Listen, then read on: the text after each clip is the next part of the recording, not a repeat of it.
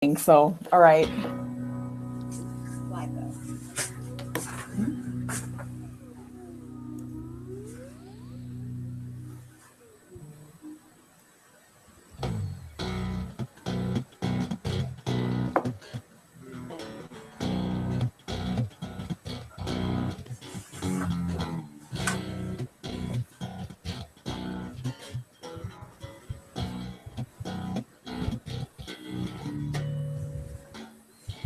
Hey everybody, welcome to What Drives Us One-on-One, our special daytime show where Danny and I get to talk about things on a little more personal basis than the normal panel show on Wednesdays. This week, it's a little more than one-on-one though. In fact, it's Danny and I. Say hi, Danny. Hi, it's like 3-on-1. 3-on-1, it's totally not fair. Got to change the name this week. The one has the entire might of General Motors standing behind her, so it actually may not be fair in our direction, but we'll get to that in just a moment. With us, of course, is our man, our GM specialist on the show, Mr. Mark Coughlin. Hello, everybody. Welcome to the show. This morning, it's kind of a change for me, so we'll see how it goes. I'm just going to say, Mark's wearing a shirt with buttons. It's a special episode. And cheers to Mark for being the guy who was kind enough to set this all up. Thanks, Mark, very much for that. I appreciate that. You're welcome. And let's introduce our guest. She is the advertising and marketing manager for General Motors for electric vehicles. Her name is Kathy Beslic. Good morning and greetings from Detroit. Thank you. How are things in Detroit today? Things are a beautiful sunny day here in Michigan. So, no, thank you. How are things up in Canada? Up here, I'm the only one in Canada, but we're expecting a nice warm day today, and even better for the next couple of days. So wait. Let's define warm, because Rachel and I are below the Mason-Dixon line. So, Are we talking like 70s? Because that's what I'm looking at today. No, warm in Canada is like it's like 55 is warm. That's a heat wave, yeah. That's right. In Detroit, in southern Ontario, 55 is quite warm during the day in February. Oh, absolutely. It's been a warm winter, by the way, so nice. Yeah, in Florida, it's actually cold here. It's like 66 today. So, chilly. Man, how can you live with that? I just don't know. It's time to put back on the pants. Yeah, I actually may have to wear long pants today. So, as much as I love chatting, we don't have unlimited time, unfortunately, with Kathy, and we've got a lot of questions. I'm going to hand it over to Mark to start off the Very interrogation. Good. Well, it's not going to be quite that, but okay, good. Kathy, we've got a few questions that have come in, and just wanted to see what your perspective is on these things. It's going to be a little bit of a higher level conversation because a lot of us are familiar with some of the Volt technology out there already. But first question being, how does the Bolt's battery system differ from what the Volt battery system currently is? Well, the Bolt EV battery is obviously a bigger battery. It is a 60 kilowatt per hour battery pack versus the 18.4 on the Gen 2 Volt. The Bolt EV battery features a nickel-rich lithium-ion chemistry, which offers improved thermal operating performance. So, and also the battery is actually designed as a flat. It's horizontal, so it actually creates more space, interior space above the vehicle as well as a cargo area. So the Bolt EV does have a small exterior footprint with a large interior one, and the design of the battery being flat allows a lot more space up above.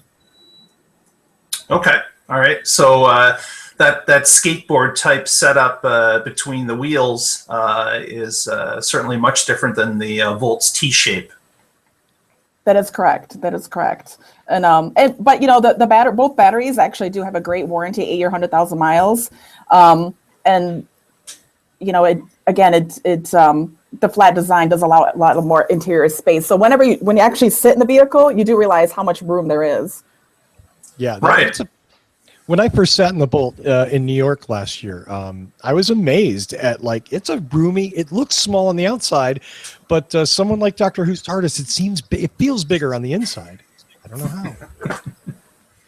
It does. It does. I mean, I've been driving one for about 4 months now, and I'm quite tall. I'm 5'11", so sitting in the vehicle, there's plenty of headroom, leg room, elbow room, hip room. So I think anyone who sits in the vehicle and sits behind the wheel will be pleasantly surprised. So how did you guys come up with that sweet spot for the battery size, the kilowatt hour size of that battery? Was it based mostly on trying to hit a 200-mile range? Was it mostly based on the size that you had to work with physically, weight or cost, or?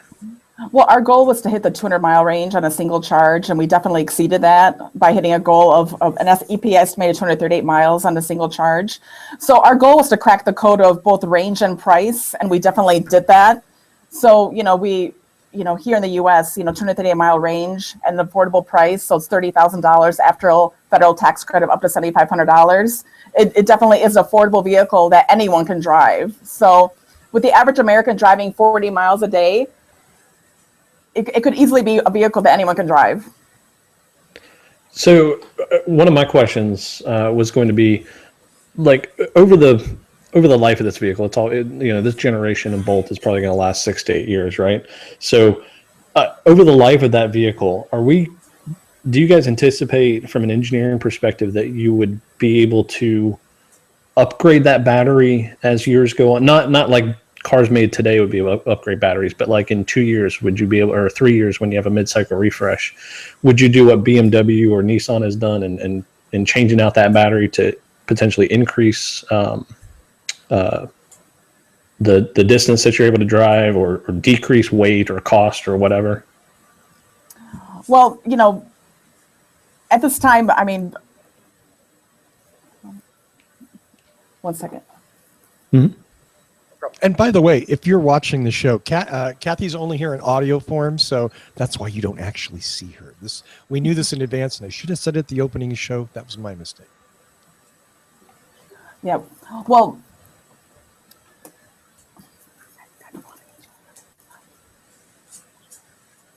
I'm sorry, I'm having a slight technical. Can you hear me? Yeah, we can hear you. Yeah. Okay. Could you repeat the question? My apologies. Sure. I guess the main question was, like, does GM or Chevy see, from an engineering capability, do they see the opportunity to upgrade the Bolt and the Volt battery as we approach a mid-cycle refresh in a few years? Do you see you guys possibly upgrading that battery to get an increased range, or potentially to make the battery cells smaller, whatever technology affords us at that time? Because that's something that, like, BMW has done with the i3 this year. I think Nissan has changed their battery over the years, mostly for degradation reasons. So I was wondering if that was something that GM might look into. To be honest, I don't know what the future holds for the current battery. But right now, the battery, we do offer a 8-year, 100,000-mile warranty, and in the previous Gen Volt as well. I mean, since launch, we've not had to replace one Volt battery due to any unexpected capacity loss. So I think, at this point in time, there's really no thought to battery replacements.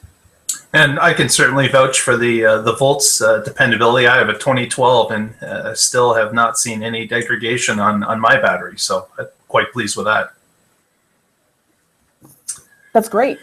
Kathy, wondering if you can speak to the Bolt's possible 10 to 40% battery degradation over its 8-year, 100,000-mile warranty period. Are there any ways for an owner to mitigate this possible outcome? And if so, what can be done, or what can an owner do to mitigate that? Well, again, as we've seen, there's over 100,000 Volts on the road at this very time. So our battery packs do maintain their range and capacity very well over the life of the vehicle. We do offer an extensive battery warranty coverage, one of the best in the industry, 8 years, 100,000 miles. But there are many ways that a consumer can maximize their range on a vehicle. So, you can use region on demand, one pedal driving to help create more energy while you're driving. There's a lot of energy usage screens you can actually utilize to driving behavior, performance, and temperature of the vehicle. So there are many ways that consumer can actually take control of how they drive the vehicle and maximize their performance. Is there anything that when you get into different climates, like for example, the Bolt obviously, or the Bolt has the ability to charge with DC fast charger.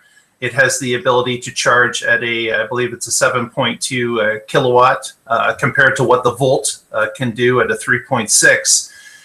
With those type of extra fast chargers that can happen with the Bolt, are those things that can lead to battery degradation, or is it use? Is it exterior temperature? What are the factors that because if you look at what GM has published about the 10 to 40% possible degradation over the warranty period, that's quite a large number, and people just would like to know if there are things that they could do different to keep them under those amounts. Yeah, I mean, again, focusing on the driving behavior and so forth, and our recommended charging is level 2 charging, so the 240 volt 32 amp charging station, for an even amount of charging throughout the battery. DC fast charging is a great option. Here in the US, it's actually an optional feature, but it does after 80%. So in order to keep a consistent way of charging, we do recommend a level 2. Okay. And actually in Canada, it's I believe the DC charging is included for Canadian vehicles. So that is correct. That's It's nice. standard in Canada. very good.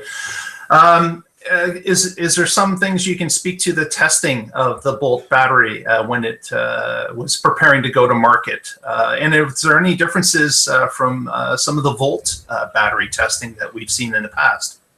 Yeah, there's really no differences.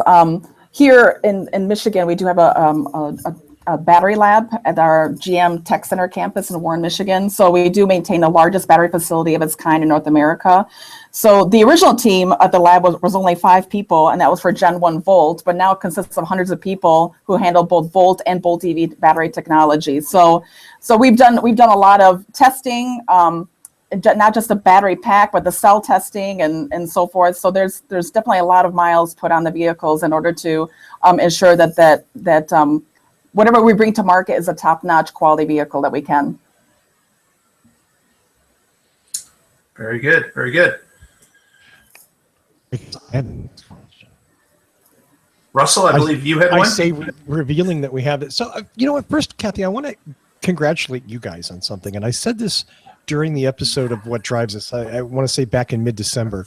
When you guys came out and announced, you actually, as a company, as a manufacturer, talked about battery degradation, electric vehicle. That was pretty gutsy. In fact, it wasn't even pretty gutsy. It was exceptionally gutsy. And I respect that because consumers want transparency and owners want information. And it was nice of you guys to do that before the fact and say, yeah, you know what, this is the nature of what this is. And you probably took a little heat for it, and you probably had to answer some questions, that were maybe a little uncomfortable. I don't know, but cheers to you guys for doing that. I think it was a good move.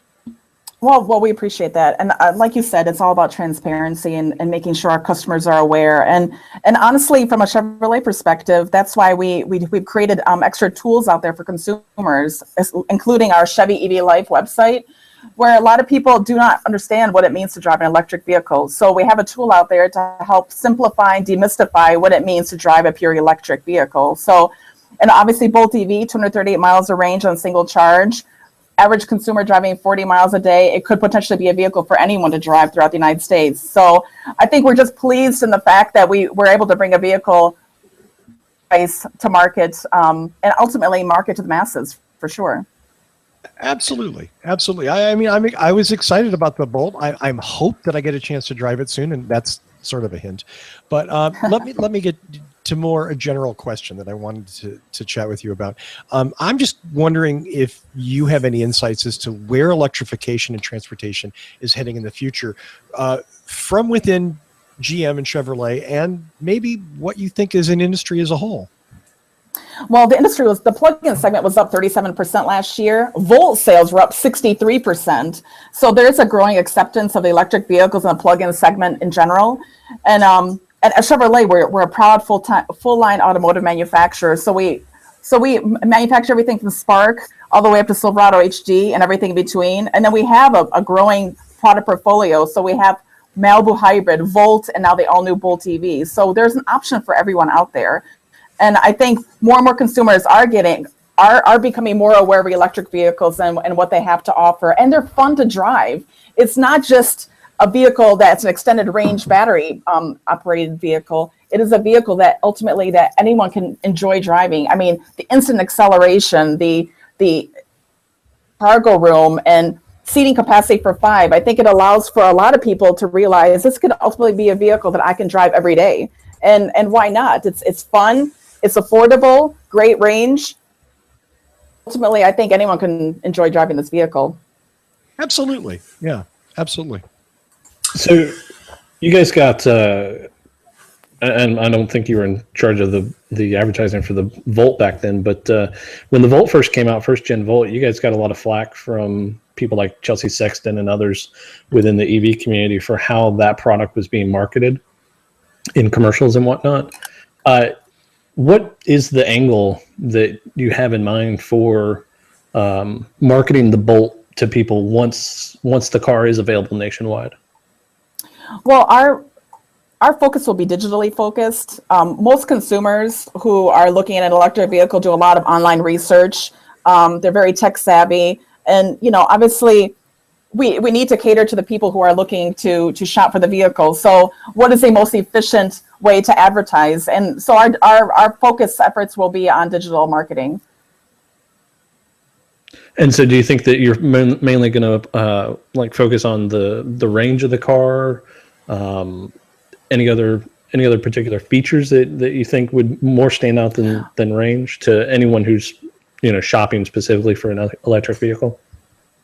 Yeah, range, price, all the safety technology, a lot of great new technology. Obviously, there are a lot of new technology is coming new to Chevrolet in the Bolt EV. So the 10.2-inch touch screen, the electronic precision shift, you have surround vision, rear camera mirror, but you also have region on demand and one pedal driving. So a lot of people don't realize that you can actually drive the vehicle with just one pedal when in low mode, and obviously capture more energy as you're driving it. So there are to owning an electric vehicle. So, and it's honestly just not a great electric car. It's a great car, period. I think most people will be pleasantly surprised to see that this could be ultimately a vehicle for everyday driving. Speaking of Chelsea, that sounds like something she said. And that's a good thing, Kathy. That's a very good thing, because it's nice that car manufacturers have kind of taken electric cars out of the weird little niche that for a long time it seemed that they were forced to inhabit. I think, as I mentioned earlier, there is a growing electric vehicle acceptance out there throughout the United States and Canada. And I think a lot of people are more willing to take a look at the segment than ever before. And honestly, driving electric vehicles is cool. It's fun. The performance is great. I don't think anyone would be, I think it'll be a pleasant surprise for anyone to sit behind the wheel and drive a pure electric vehicle, especially the Bolt EV. Agreed. So I'm sorry, Mark. Do you mind if I ask one other? Go ahead. We just got one more on our list here. Okay. Just one more for me right now. The Lyft partnership, that was pretty highly touted early on between Lyft and the Bolt, and it was kind of a lot of the early reviews I saw focused on how it seemed to be designed really well for car sharing and Lyft type programs. What can you give us any updates on that Lyft partnership and how many vehicles they might have at this point out in the field and whatnot? Well, we do recognize that good exposure for a Bolt EV out there is key, and obviously with the Lyft agreement as well as units in the Maven service. Ride sharing is possible with the Bolt EV. Obviously, the way the vehicle was designed, as you mentioned, easy ingress, egress, the cargo capacity, seating for 5. Ultimately, it comes down to exposure. allowing the vehicles to be out and about and for people to experience the all new Bolt EV.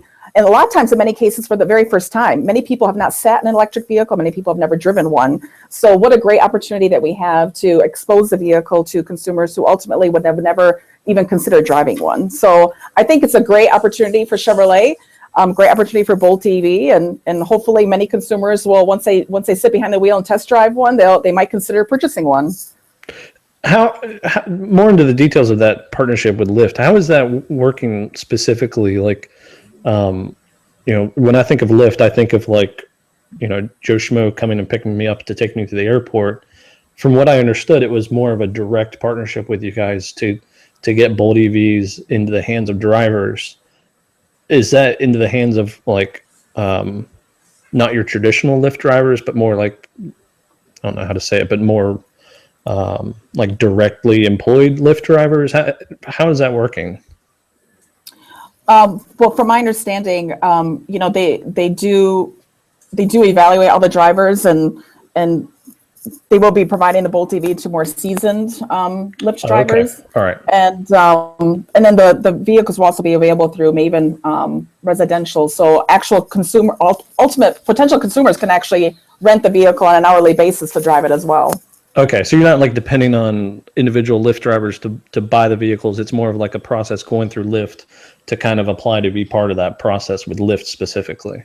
That is correct. Yeah, drivers will be able to select the Bolt EV to drive. And are there any markets where you guys are focusing on that more than others? Like, is that based out of Detroit, or is it based out of LA or San Francisco, or is it just kind of wherever they end up?